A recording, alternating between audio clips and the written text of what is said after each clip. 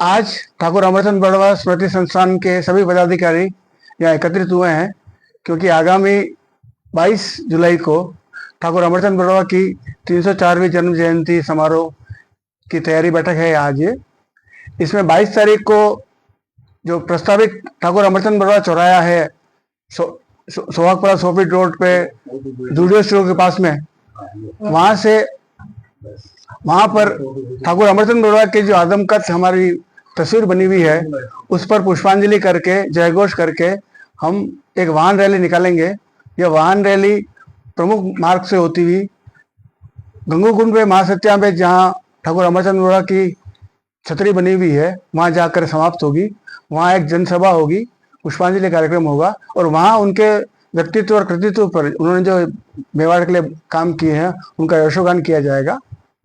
इसी श्रृंखला में 28 तारीख रविवार को हाथीपोल पर, क्योंकि ठाकुर अमरचंद बड़वा मेवाड़ के प्रथम वास्तुकार भी रहे हैं, तो हाथीपोल व्यापार मंडल की ओर से वास्तुकार के रूप में ठाकुर अमरचंद बड़वा को याद करते हुए उदयपुर के मानचित्र पर उनके आतिशबाजी करके उनकी जन्म जयंती मनाई जाएगी। 3 तारीख को या 4 तारीख को रविवार जो पड़ेगा उस दिन तोप माता बुर्ज पर जो एकमात्र लोरची तोप अभी तक बची है उसको जीवित रखते हुए एक हमेशा हम सेनापति को सैनिक सलाम कार्यक्रम करते आ रहे हैं। रविवार को इसलिए करते हैं क्योंकि उस दिन अधिकांश उपस्थिति ज़्यादा हो जाती है, तो रविवार 4 अगस्त को सैनिक सलाम कार्यक्रम रहेगा। 5 तारीख को विद्यापीठ पे ठाकुर अमरचंद बड़वा शोध पीठ बनी हुई है, उसके अंतर्गत एक व्याख्यान माला का आयोजन होगा। उसमें ठाकुर अमरचंद बड़वा का पर्यावरण के प्रति जो योगदान रहा उस कालीन में मेवाड़ का, उस पर विशेष रूप से चर्चा की जाएगी कि उस समय भी मेवाड़ कितना पर्यावरण के बारे में अग्रणी था। और उसी दिन एक जो ठाकुर अमरचंद बड़वा पर प्रथम प्रमाणिक पुस्तक जिसमें ऐतिहासिक सारे तथ्य दिए गए हैं उसका आम जनता के लिए लोकार्पण किया जाएगा ताकि वो पब्लिक को मिल सके। और उसी दिन एक और छोटा कार्यक्रम करके उनका एक फोल्डर बना है उसका भी विमोचन कराकर इसी तरह से ये हम कार्यक्रम ठाकुर अमरचंद बड़वा स्मृति संस्थान, इसका मुख्य जो है लोक जन सेवा संस्थान कार्य संभाल रहा है, उसके अंतर्गत ये कार्यक्रम आयोजित किए जाएंगे। और शहरवासियों से उम्मीद है कि वो अधिक से अधिक संख्या में बाजार कर इसको सफल बनाएंगे।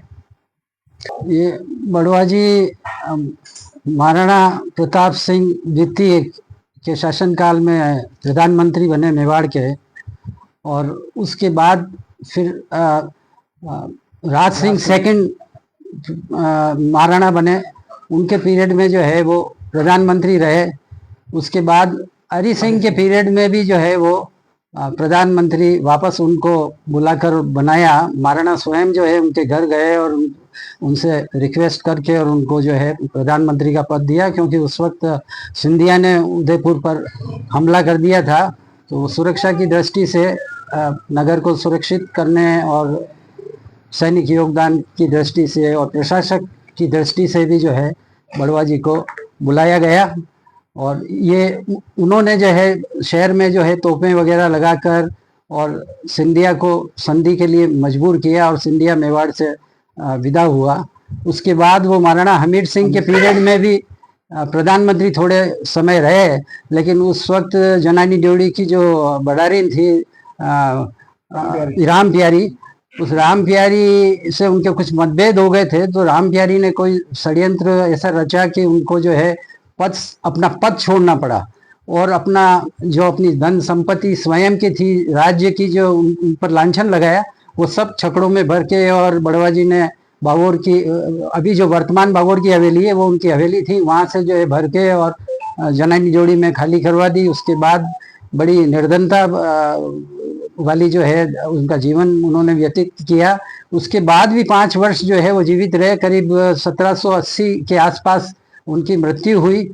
और इस बीच जो है फिर भी जो है इनके खिलाफ षड्यंत्र हुआ कि फिर वापस इनको पद पर बुलाया नहीं, मतलब बुला नहीं लिया जाए, तो राम प्यारी ने इनको जो है जहर दिलाकर और इनको जो है इनको मरवा दिया गया। इस प्रकार से उनके जीवन का अंत हुआ और अंत में उनके अंतिम संस्कार के लिए भी उनके घर में कुछ भी नहीं मिला। तो ये राज्य की तरफ से जो है संस्कार किया गया चंदा जुटा के। पब्लिक का भी कर्नल टॉड लिखता है कि पब्लिक ने चंदा करके किया, लेकिन अधिकांश स्रोतों में मिलता है कि मेवाड़ राज्य ने जो अपने कोष से जो उनका अंतिम संस्कार करवाया, और ये अंतिम संस्कार महासत्या में हुआ और वहाँ आज भी शिलालेख लगा हुआ है। तो ये उनकी एक आखिरी स्मृति रह गई है, उसको उस पर प्रतिवर्ष हम जाते हैं और पुष्पांजलि अर्पित करते हैं। और इस प्रकार से एक मेवाड़ की महान विभूति को प्रतिवर्ष हम उसका स्मरण करते हैं। आम जनता तक उनका संदेश जाए ताकि उनके बताए हुए मार्ग पर आज बहुत प्रासंगिक भी है आज के समय को देखते हुए कि उनके आदर्शों का पालन किया जाए, तो समाज की कई सारी बेकार बातें जो है समाप्त हो सके। 1751 से लगाकर 1775 तक का ये कार्यकाल रहा उनका। और हालांकि इतिहासकारों ने महाराणाओं के दबाव में आकर ये कहा है कि महाराणा ने अंतिम संस्कार कराया, पर वस्तुस्थिति यह है कि उनकी अंतिम यात्रा दिल्ली गेट तक पहुंच चुकी थी। तब जाके वहाँ सूचना पहुंची दरबार में कि ये आपकी फजीती होगी, और तब जाके दिल्ली गेट से अशोकनगर जाने के बजाय जबरदस्ती कंपेल किया गया कि आप महासत्या में, क्योंकि ये उस समय प्रधानमंत्रियों का भी महासत्या में ही दाह संस्कार होता था। तो इसी बहाने से छलावा करके उनको वहां से महासत्या ले जाया गया और वहां अंतिम संस्कार किया गया। पर ये बहुत जगह लिखा हुआ है कि अंतिम संस्कार जो उदयपुर की जनता ने जो पैसा इकट्ठा किया उसी से हुआ था। महाराणा ने सिर्फ ये रोल अदा जरूर किया कि दिल्ली गेट से उस शव यात्रा को महासत्या की ओर मोड़ा के बोला कि यह सम्मान उनको मिलना चाहिए। और उस समय भावावेश में सब जने मान गए कि हाँ वाकई में इनकी जगह वहीं है, प्रधानमंत्री होने के नाते यही वहीं है। और ये अंतिम संस्कार इसी नाते उनका महासत्या में हुआ।